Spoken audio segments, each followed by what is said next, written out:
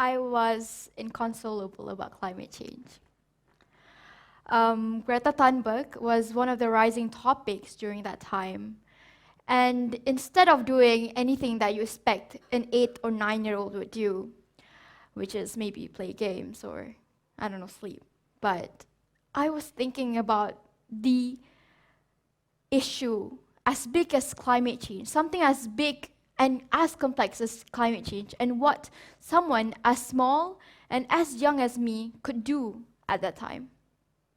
I was struck with a deep realization that there were so many things in the world that I would never be able to do anything about. And you might think that I'm exaggerating, but I was actually sobbing at that time. And God forbid, I didn't know what went on through my mind during that time at 8 and 9 years old, crying about this issue, really thinking that I could do nothing about it. I would never be able to solve world hunger during that time. I would never be able to save all of the children sleeping homeless at night, getting cold. And that sense of inability to do something impactful has always stayed with me as I grew up.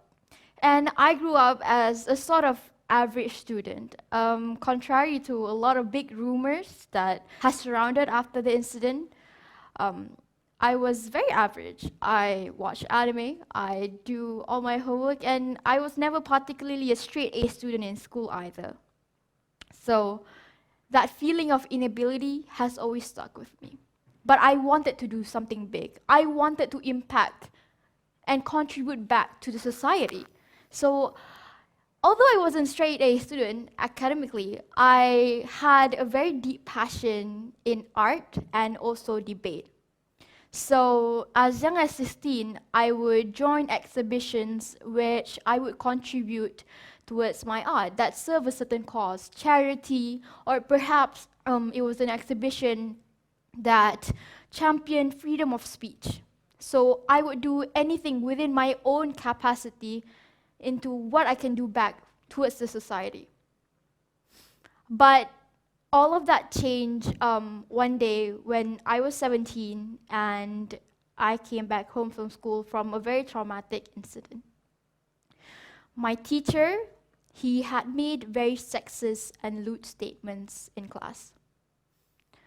He mentioned that if you want to rape adults because adults have fewer laws protecting them, connotating that you would have less of a punishment if you raped adults. And I came home that day wondering if any respectable teacher would choose to say those sort of things. And if it was a norm in our education system to have this happening. And I think it was pretty normal for anybody 17-year-olds at that time to use social media as sort of a diary to share your day. And that's what I did.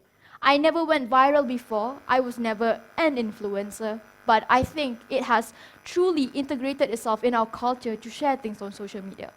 And unbelievably, when I did that, I slept. And when I woke up in the next morning, it had went viral. It was unbelievable. It wasn't something that was isolated, only happening to me, but it was a deep, dark rot that was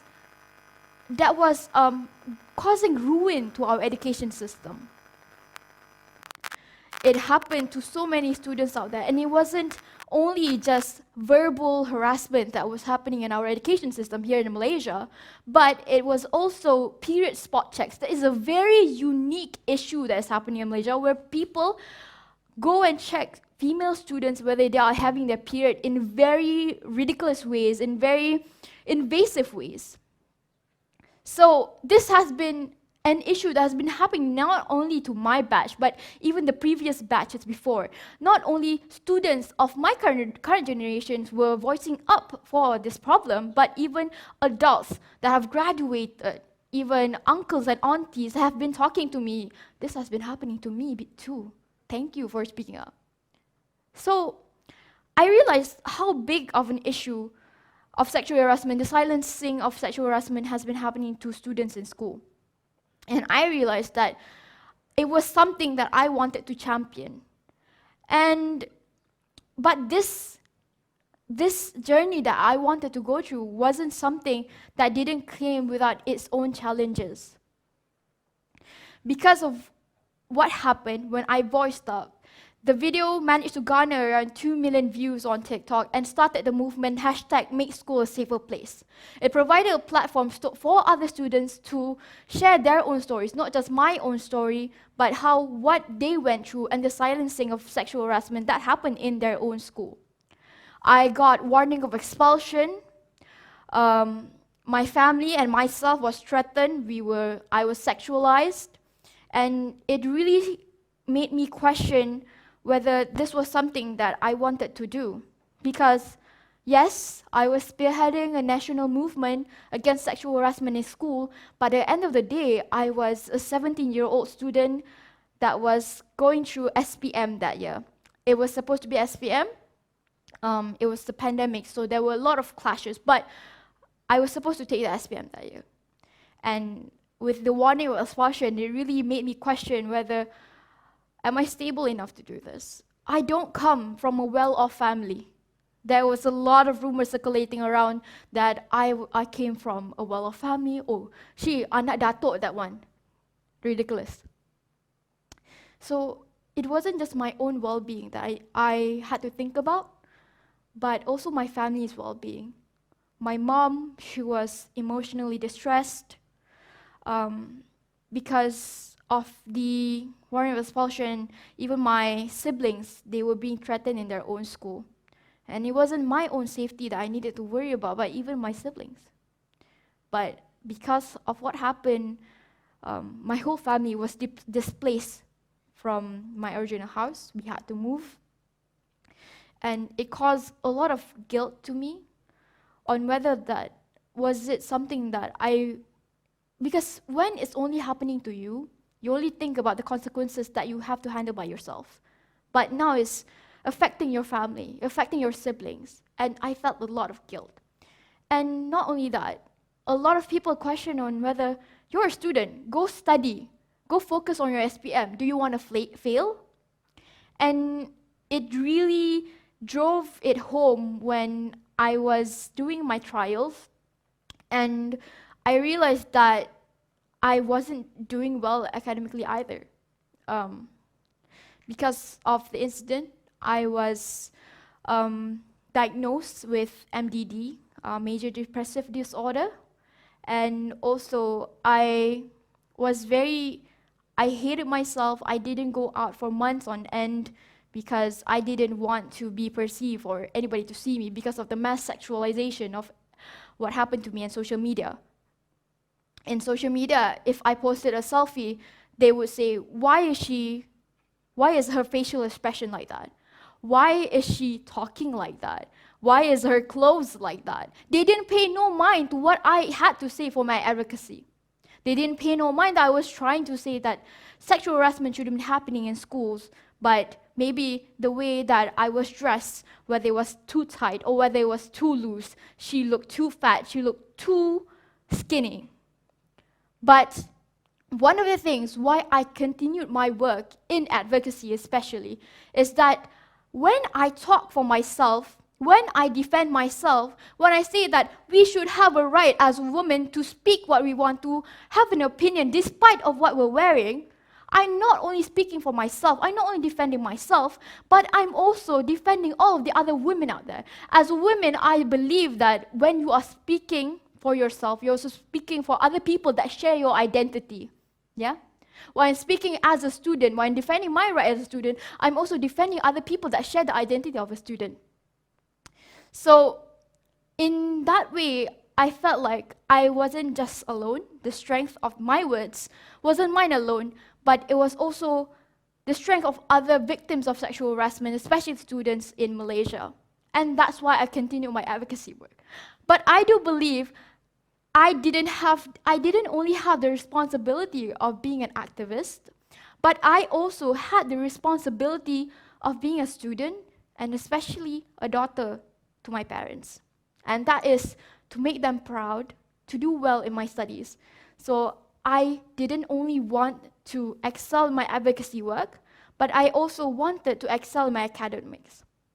Now, I would say that my journey in academics was not very linear.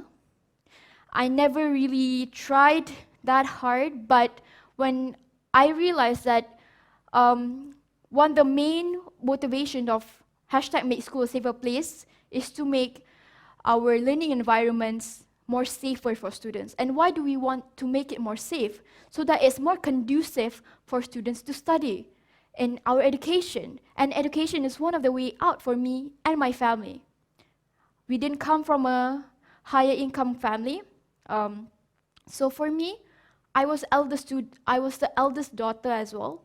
So I shouldered a lot of burden in sort of wanting to bring my family out of that income group, needing to do well in my studies. So although my journey in academics didn't go that well, there was this one story that really struck deep to me, if I can share it to all of you, is when I was doing my case study, I was doing my artwork. I took art in school. I was just finished my artwork when it was at 12. And my parents told me that you had to go to the police station and to kind of like talk about all the sexualization of me. It was done by a very close friend I had in school, but it was after the incident, 7 months after the incident. And so that I was, 2 a.m. in the police station, being interrogated by the police. Are you sure this is directed towards you? Are you sure this is a threat? Are there any other pictures? Is it just a selfie? Are you sure you just wore that? Trying to blame me. And this was me after very intense academic duress, finishing my coursework for art. Now I needed to defend myself to the police on why they should care about me and why I didn't invite this to myself. And finally at 3 a.m. I reached home and I just cried. It's very tiring. It's not something that I would imagine any 17-year-old would need to do at that point in time. But one of the reasons why I keep moving forward, why I kept up at night, is because that whatever effort you put into something. People told me that, Ain, are you sure you'll be able to make a comeback, academic comeback after this because of my trials? But whatever effort you put into something, you will get the results and fruition of it. Something that I kept to my heart is a saying in my religion, which is manjada wajada. Whoever strives shall succeed. Or maybe if you put a little bit nuance into it, whatever effort you put into something will bear into fruition. And no matter what results that I get from something, maybe it would not be perfect. And I would say that my results for my SPM, maybe some people would not view it as enough. But that's why a lot of people has this barrier into actually putting their full effort into something because they're afraid that the results that you would get is not perfect. And in entirety, fail to get anything because they were scared to take that first step forward. So I tried my best, even though I was visiting the police station so much and I was facing with a lot of scrutinization of myself as a woman, being constantly sexualized, and because it put a lot of pressure into me for my SPM. The people that supported me wanted to see me excel, and I didn't want to disappoint them. But the people that wanted to see me fail had the expectation of me, and I didn't want to satisfy them. But alhamdulillah, the results that I got from my SPM were as per my expectations, and also this resonated towards my activism as well, which finally, after around 30 years of being drafted, the anti-sexual harassment bill was finally tabled in Parliament. 30 years, remember that, 30 years.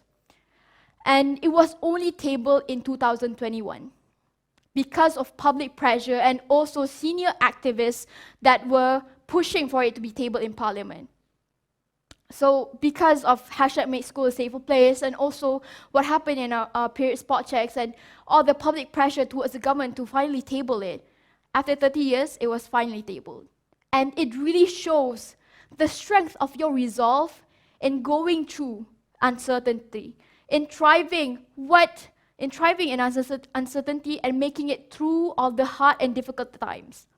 So I would say that as of this moment, the main key takeaway from my story is that when I would like to give a high five to my 8-year-old self who thought that she couldn't do or have any impact towards society. You can do that at the same time while you're contributing towards society. You can, when you're fighting for yourself, when you're defending yourself, when you're taking a step forward, you're also doing it on behalf of society.